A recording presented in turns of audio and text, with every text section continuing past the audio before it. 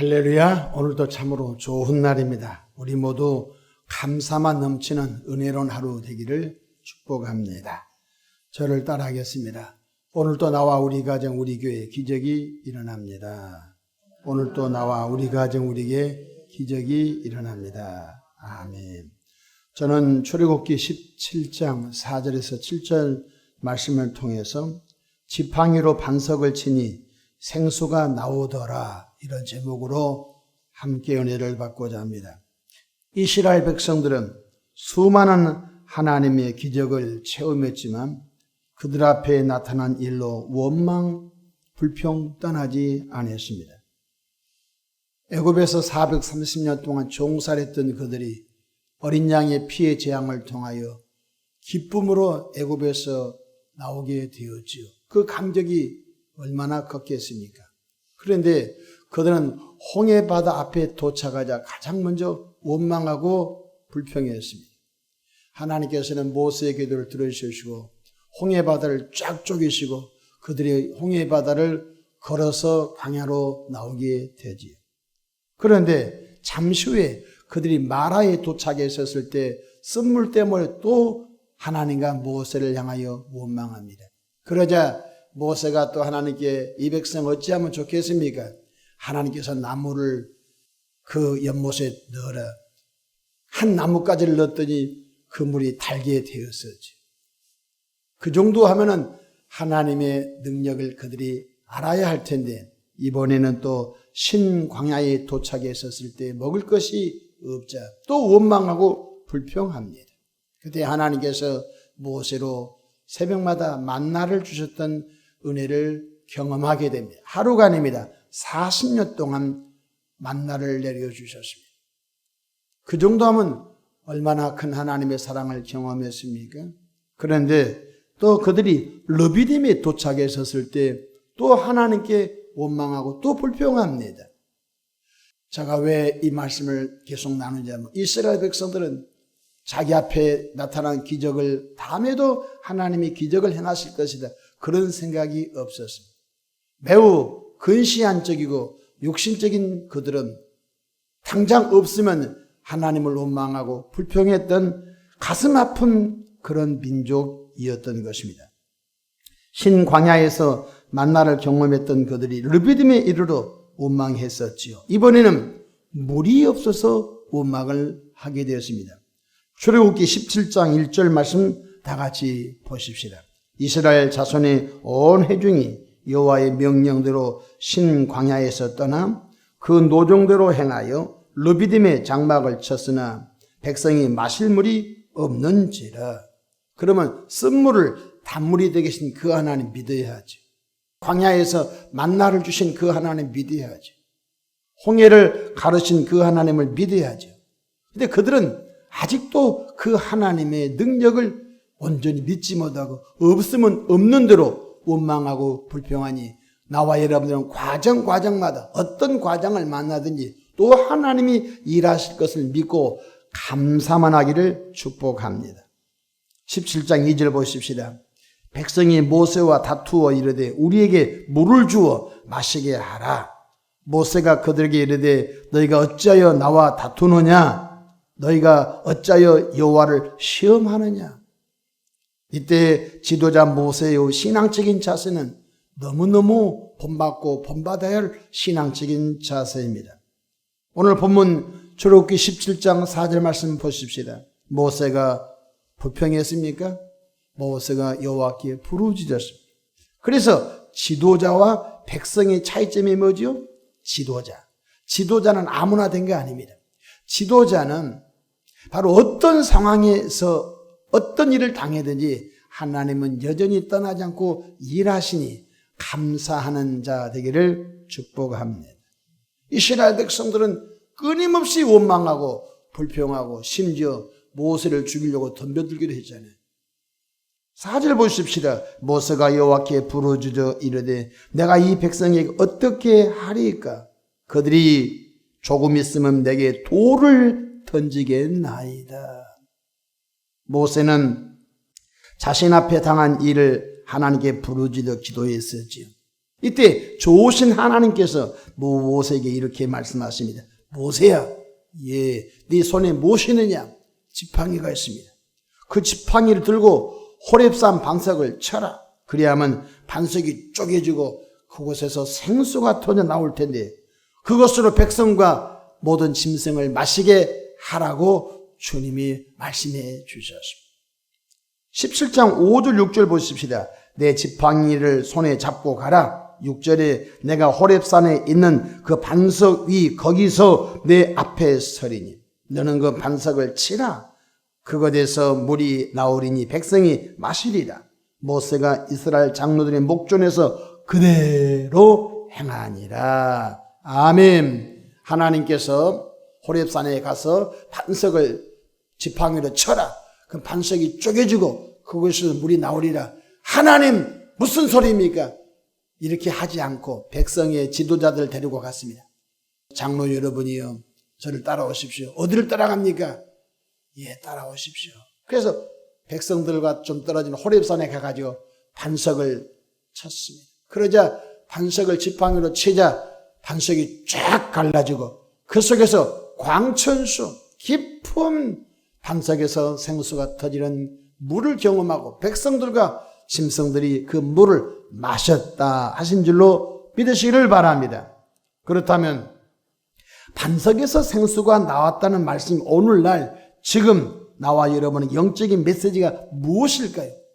모세 시대 반석에서 물이 나오는 거하고 지금 나와 여러분 오늘 지금 이것이 나와 무슨 관계가 있습니까? 여기서 반석은 구원의 예수 그리스도를 말씀한 줄로 믿으시길 바랍니다. 그리고 생수는 성령을 말하는 것입니다. 고린도전서 10장 4절 보십시다. 다 같은 신령한 음료를 마셨으니 이는 그들이 따르는 신령한 반석으로부터 마셨음에 그 반석은 곧 그리스도시라. 할렐루야. 우리가 반석 같은 신앙을 주십시오. 그렇게 기도하죠. 그러면 반석은 바로 예수 자신을 말한 것입니다. 예수님 같은 신앙, 예수님 이에 믿음을 세우고 예수님 이에 신앙을 세우고 예수님 이에 삶을 세우는 것입니다. 예수님 그분이 모퉁이 돌의 기둥이시요, 예수님 그분이 반석이시요, 예수님 그분이 뜨인 돌이요, 예수님 그분이 흰돌인 줄로 믿으시기를 바랍니다.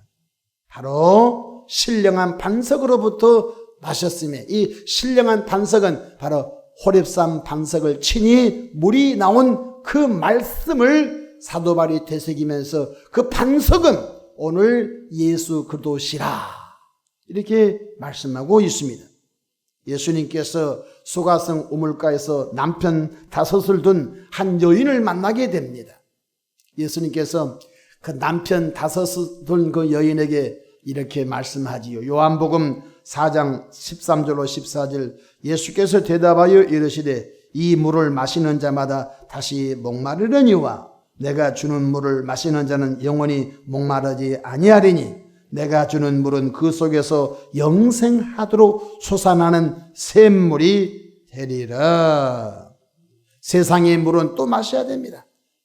사람이 하루에 1.5리터에서 2리터 정도 물을 마셔야 된다고 합니다.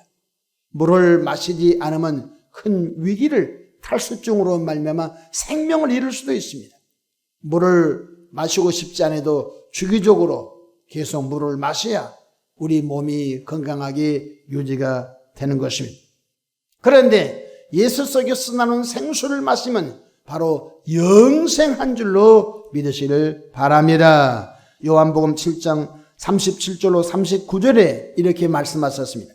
명절 끝날 곧 큰 날에 예수께서 서서 외쳐 이르시되 누구든지 목마르거든 내게로 와서 마시라. 예수님은 자꾸 내게로 와서 마시라 이렇게 말씀하셨습니다. 나를 믿는 자는 성경의 이름과 같이 그 배에서 생수의 강이 흘러나오리라 하시니 이는 그를 믿는 자들이 받을 성령을 가리켜 말씀하신 것이라. 생수를 마시라. 이 생수는 믿는 자가 받을 성령을 말씀하신 줄로 믿으시기를 바랍니다. 나에게 생수 부으시니 나에게 생수 부으시니 나에게 생수 부으시니 내 잔이 넘치나이다. 내 잔이 넘치나이다. 우리가 이 세상에서 물은 마시면 또 마셔야 됩니다. 또 생수를 사고 또 이렇게 해야 됩니다. 정수된 물을 마시고 아무튼 물을 마셔야 됩니다. 그런데 예수 속에서 나오는 생수, 이 생수는 성령을 만들어요. 예수님을 통하여 믿는 자가 받을 성령은 한번 성령 충만하면요, 우리 영혼의 갈급함이 해결되고 우리 영혼이 샘을 얻게 된 줄로 믿으시길 바랍니다. 오늘날 광야 같은 죄악된 세상 속에서 반석되시는 예수님을 믿는 자에게 생수의 성령이 충만해야 영혼이 잘된 같이 범사가 잘되고 강건하게 될 줄로 믿으시기를 바랍니다. 왜 예수 믿는 사람들이 만족이 없을까요? 생수의 성령이 채워지지 않아서 만족이 없는 거예요. 예수님은 교리적으로 믿어주고, 목사님 믿으라고 하니까 믿어주고, 이 속이 늘 채워지지 않으니까 세상의 것으로 채우려고 여기 끼우 저기 끼우 저기 끼우 여기 끼우다 하면서 시간과 물질과 에너지를 다 세상이 도둑질 맞고 그 세상은 사탄 마귀를 맞고 하나님의 전에 망하고 깨어지고 부서진 몸으로 청비 의지없어서 손들고입니다. 그때 시간 낭비, 물질 낭비, 에너지 낭비, 재능 낭비, 정말로 누추한 모습으로 돌아왔으니 한 영혼이 돌아온 것은 기쁜 일이지만은 하나님 편에서는 얼마나 마음이 아픕니까?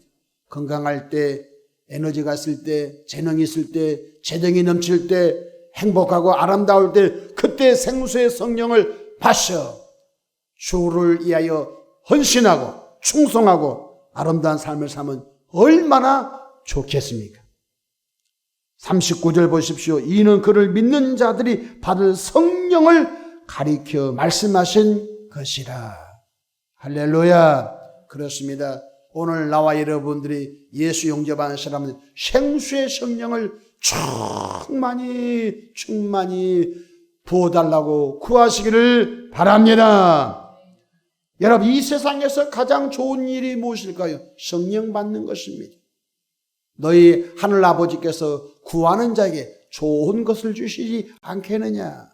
그런데 누가복음 11장 13절에 너희 천부께서 구하는 자에게 성령을 주시지 않겠느냐.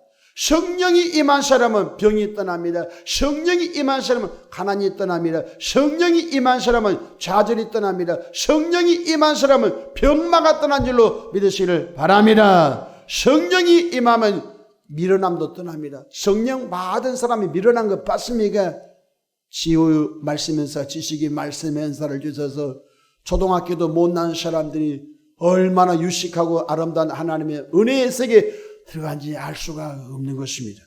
오늘 또 주님께서 주시는 성령의 생수를 충만히 마셔서 행복하고 아름다운 삶을 살기를 주의 이름으로 축복합니다. 기도하겠습니다.